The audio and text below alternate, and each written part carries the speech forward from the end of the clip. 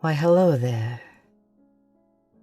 What's a pretty little thing like you doing in a place like this? Who am I? I'll answer that later. You first.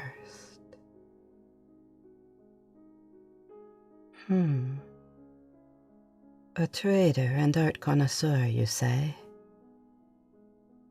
That wouldn't explain your awkwardness. You don't look like you belong here. Not that I mind you being here. On the contrary. Now tell me, what do you trade in? Flowers. Unexpected. But with the trade going on, I suppose a flower trader can turn quite the profit nowadays. But even if you enjoy art, that doesn't explain why you're here today. How did you find yourself in an invitation ball? Only intended for a select few people. I know the host quite well. Since she was a child, in fact. No, I'm not her sibling. Not even family, in fact. Just a very, very old friend. Your turn to answer my questions again. Are you a friend of hers? No. Tagged along with someone, then? Not that either? Whatever could your bond with her be, then? A cousin? That's quite interesting. I don't remember seeing you before. Did a family member of yours marry into hers? I see. Recently acquired family. I've always loved these intricate webs between families. I've a theory that, if you wait for long enough, eventually all royal and wealthy families will merge into a single one, with limitless branches. Well, I suppose that's true. If we were to believe the Bible, we would all be family already. But let's be honest. With all these monster men and women roaming around, the old book is quite obsolete. We're able to tell the tale of history through science quite accurately. Even though some things we can't quite explain. What do I mean by that? Don't concern yourself with that, my cute little thing. Instead, let's talk about you some more. Meeting a new family is hard, and I suppose I have been quite rude thus far. I can assure you I have. I have yet to introduce myself. My name is Delilah Black. I come from a long line of nobles and tradespeople, and have quite a fortune for myself. Although, unlike my forefathers, I don't intend to let this bloodline continue with my child. I've made a wish, and that wish came true. And now I'm something that defies explanation. I don't like discussing it, but you seem trustworthy. You see, I've spent a long time taking in all the pleasures in life, but I've settled down now and have decided that depravity only soothes my urges for so long.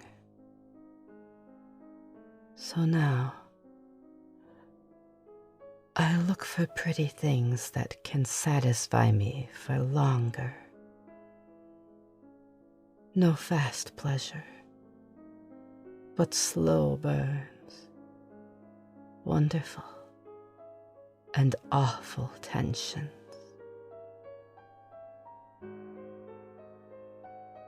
That's what I seek. And I've got all the time in the world to do so.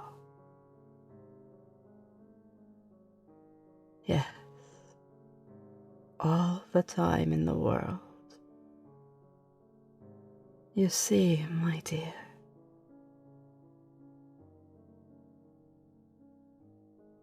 I'm immortal. Yes, you heard that right.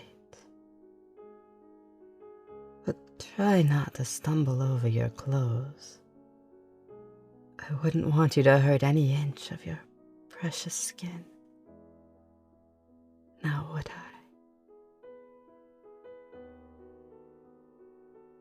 You see,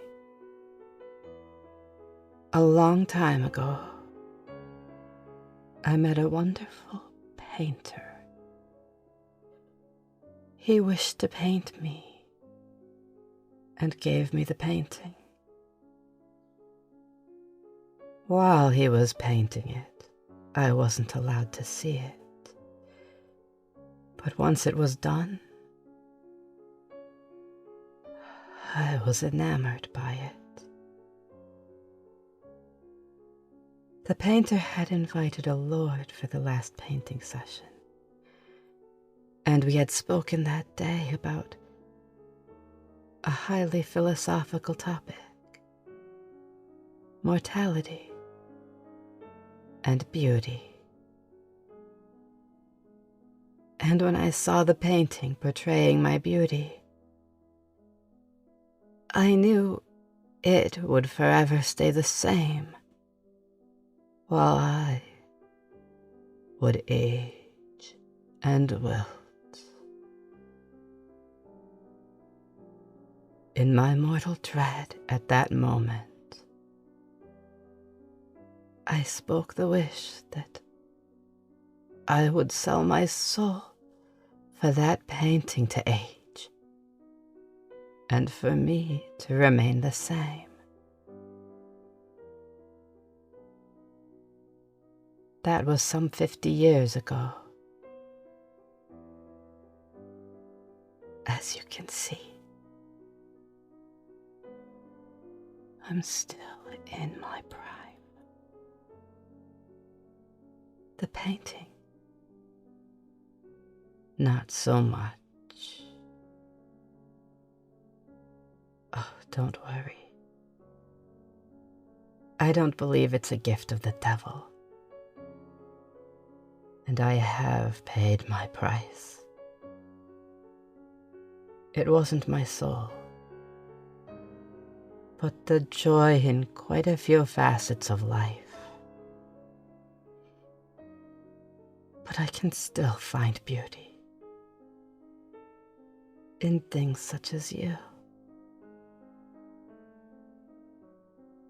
Pretty things that don't bend to my will immediately, but I need to keep myself from trying to break them sometimes.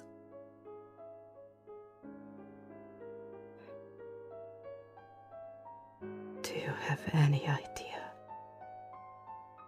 how much self-restraint it takes for me to stop myself from pushing you against the wall right now. From pinning you down and helping myself to anything of yours I want.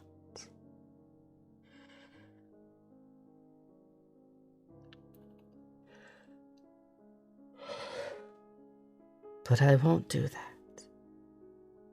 Of course I won't. A cute thing like you deserves a gentle hand, not a firm one. A beautiful thing like you should be tempted and given their own free will. You should come to me of your own accord. I would never force your hand in anything.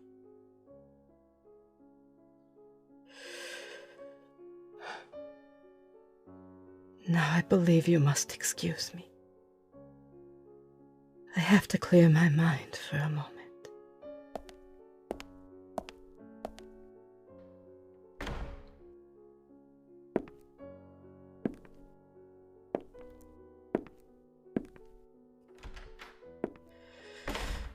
Why did you follow me, my dear? I said I needed to clear my mind. You're quite alluring. And I don't want to do anything rash. For your sake. You couldn't possibly hurt me. But the human body is frail. And there's such intense sensations that I can take and enjoy that would break you. And I truly don't want to harm you. Don't say what I think you're going to say. It's been minutes since we met. I refuse to whisk you away at this time.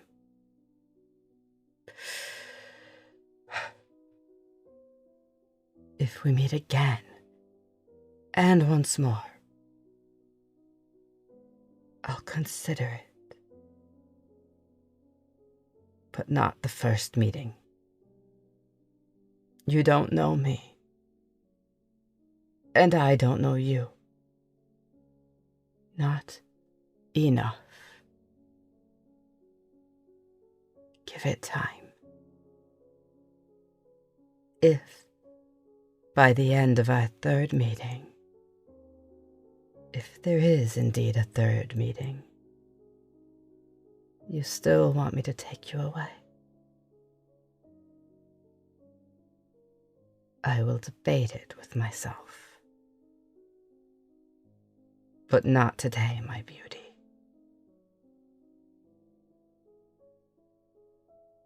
I don't know what you've gone through, and I would love to learn. But if I spend another minute in your presence, I'm afraid I can't be held responsible for my actions much longer. I don't want to take you against your will, ever. I couldn't bear to live an eternity knowing that I could have harmed a hair on your head. Every fiber of my being hates that thought. And I know I am capable of hurting people. I've done far worse than hurting people.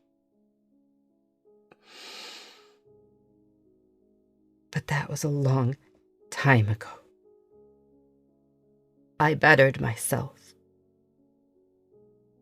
But I can't handle being around pretty things like you for too long. Even after I've changed so much.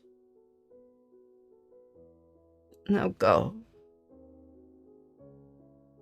I said, go.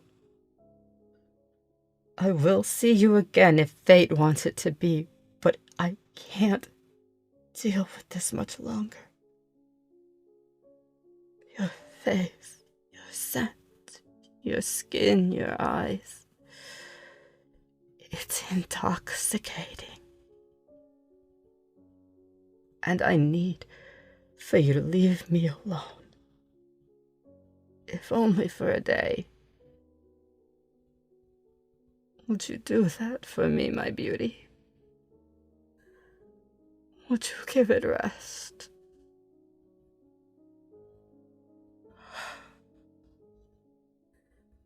Thank you. Oh, please, go before I lose control of myself.